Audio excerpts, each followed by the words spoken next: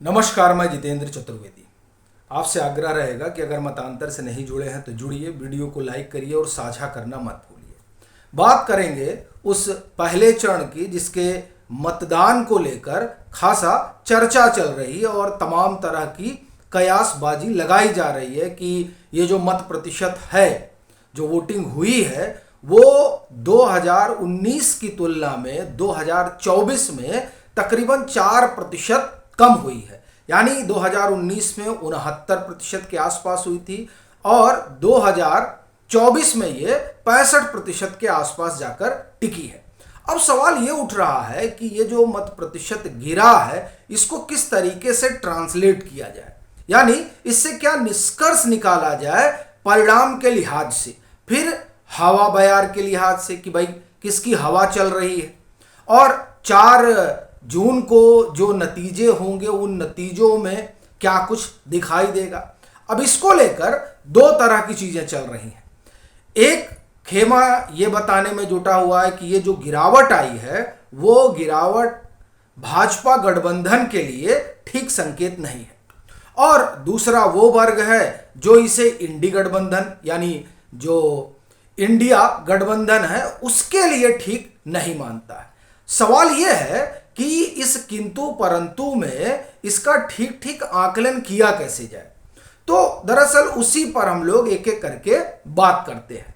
पहली चीज तो अगर आप 2019 के आंकड़ों पर गौर करेंगे, खासतौर से पहले फेज के, तो तस्वीर बड़ी साफ हो जाती है। वो कैसे, ये स्वाभाविक सवाल है। 2019 में इन 102 सीटों में 40 ही भाजपा के खाते में गई थी, बाकी 62 सीटें आप ये कहें कि जो विपक्ष है उसके खाते में गई थी।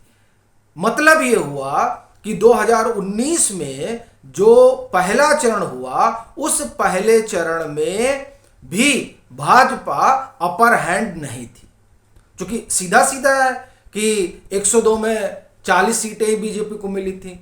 तो अगर आप बहुमत के लिहाज से देखें इन 102 सीटों में, तो 2019 में भी बहुमत अपोजिशन को था, यानी ज्यादा सीटें अपोजिशन के पास रही, और भाजपा को 40 पे ही आप एक तरह से कहें कि संतुष्ट रहना पड़ा पहले फेज में 2019 में। अब आप अगर 2024 में उसी की बात करें तो ये कहना कि भाजपा के लिए खतरे की घंटी है, मुझे लगता है ये आकलन बहुत जल्दबाजी होगा। वो इसलिए क्योंकि 2019 में भी पहले चरण में भाजपा पिछड़ी हुई थी, एक बात। दूसरी बात, जो वोट प्रतिशत गिरा है तो 2019 में आगे कौन था? गठबंधन आगे था, यूपीए उस समय आगे था, जो अब इंडिया गठबंधन बना हुआ है, अब वो आगे था, और मत प्रतिशत गिरा है। तो सवाल ये उठता है कि किसका गिरा है? जो आगे रहा उसका गिरा है या जो पीछे रहा उसका गिरा है? मैं इसको थोड़ा और अब स्पष्ट करता हूं कि 2019 में पहले चरण में आगे गठबंधन था और पीछे भाजपा थी।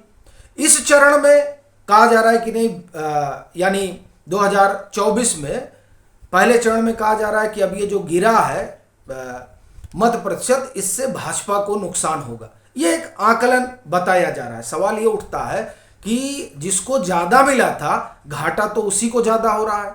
कम से कम अगर मत प्रतिशत गिरता है तो फिर आप कहेंगे कि ऐसे कैसे आप कह रहे हैं।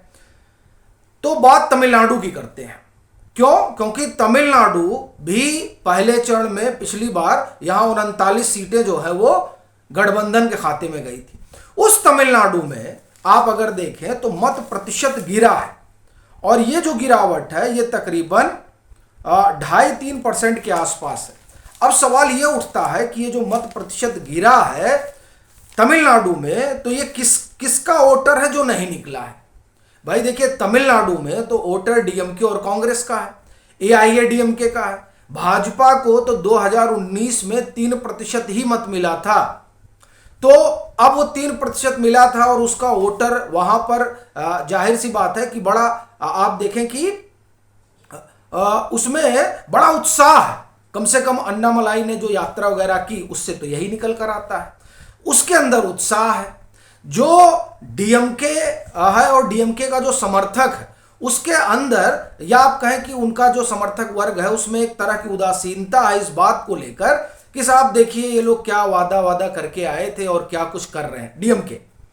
अब आप उसको भी नकार दें तो अपना सवाल यह है कि जो मत प्रतिशत गिरा है, तो जहां भाजपा का आधार ही नहीं है, जहां उनका आधार ही नहीं है, जिस भाजपा की बताई जाती है कि तमिलनाडु में जमीन ही नहीं है, तो इस वोट प्रतिशत गिरने से उसको क्या नुकसान होना है? नुकसान तो होना है डीएमके को और कांग्रेस गठबंधन को, यानी वहां जो इंडिया लड़ रहा है उसको।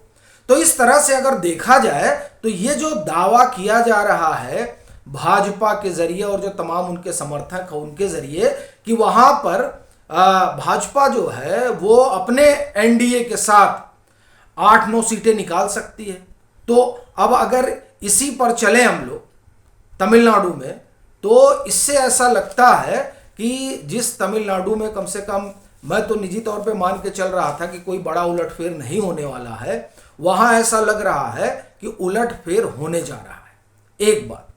दूसरी चीज, हम अगर बात करें कि ये जो मत प्रतिशत गिरा है, इस मत प्रतिशत गिरने से इंडिया गठबंधन को फायदा हो रहा है, तो दरअसल सवाल उठता है कैसे? क्योंकि यह माना जाता है कि जब किसी भी सत्ताधारी दल को हटाना होता है तो उसके लिए लोग ज्यादा उत्साह से वोट करते हैं कि इसको हटा देना है। लेकिन मत प्रतिशत गिरने का मतलब यह हुआ कि मतलब जो सत्ता में है उसे उखाड़ फेंकने का उस तरह का जज्बा मतदाता में नहीं है। मतदाता ठीक है, वो नाराज जरूर है, लेकिन उसको लग रहा है कि क्या ही फेरबदल किया जाए। एक और दूसरा यह भी कहा जा रहा है कि जो 400 का बेंचमार्क तैयार किया गया भाजपा के जरिए, उससे जो इंडिया गठबंधन का अपना मतदाता है वो डिमोलाइज हो गया कि यार 400 तो ये पा ही रहे हैं, फिर उसमें क्या ही करेंगे, हम निकल भी जाएंगे तो क्या होगा। जो मोमेंटम बना है वही कि भाजपा वापस आ रही है। और आप देखिए यही वजह है कि तमाम जो सेफोलॉजिस्ट हैं वो विश्लेषण को उल्टा कर दे रहे हैं। भाई ये सेफोलॉजी का ही एक परंपरागत आप कहें कि मानना है, और ये सिद्धांत एक थ्योरी की तरह माना जाता है कि सत्ता हटाने के लिए हमेशा वोटिंग परसेंटेज बढ़ता है, और अगर वोटिंग परसेंटेज नहीं बढ़ रहा है तो यानी जो सत्ता में है उसके पक्ष में बयार चलती है। इसका मतलब कि उसको लोग हटाना नहीं चाहते। तो ऐसी स्थिति में जाहिर सी बात है जब कम हो रहा है तो हटाने के मूड में नहीं है। एक बात हुई। एक चीज और जो देखने में आई खासतौर से पश्चिमी उत्तर प्रदेश में आजम खां की नाराजगी और एसटी हसन की नाराजगी, ये दोनों मुरादाबाद और रामपुर सीटों पर काम की, और जो आजम खां का प्रभाव क्षेत्र वाला इलाका है। हालांकि मुरादाबाद के जो उम्मीदवार रहे उनका तो निधन हो गया, लेकिन अब वो सब तो चुनाव के बाद हुआ है, तो जाहिर सी बात है वो वहां जिस तरह की नतीजे होंगे उस तरह से आगे तय होगा। लेकिन अपना कहना यह है कि ये जो समाज है वहां पर कहा जा रहा है कि ये भी कम निकले। दूसरा, इन 8 सीटों पर अगर हम बात करें पश्चिमी उत्तर प्रदेश की, तो वहां पर मुस्लिम समाज के उम्मीदवार भी कम थे, तो बताया जा रहा है उसको भी लेकर कोई बहुत ज्यादा इस वजह से उनमें उत्साह नहीं रहा। फिर एक चीज और हुई कि वहां राजपूतों की नाराजगी की बात हुई। दरअसल जैसे मुजफ्फरनगर की बात करें तो वहां राजपूतों की नाराजगी हुई, और इधर बताया गया कि जाट जो है वो बालियान के पक्ष में लामबंद हो गए। कमोबेश यही स्थिति कैराना में दिखाई दी। लामबंदी यानी जातिगत लामबंदी वहां पर बड़ी जबरदस्त हुई।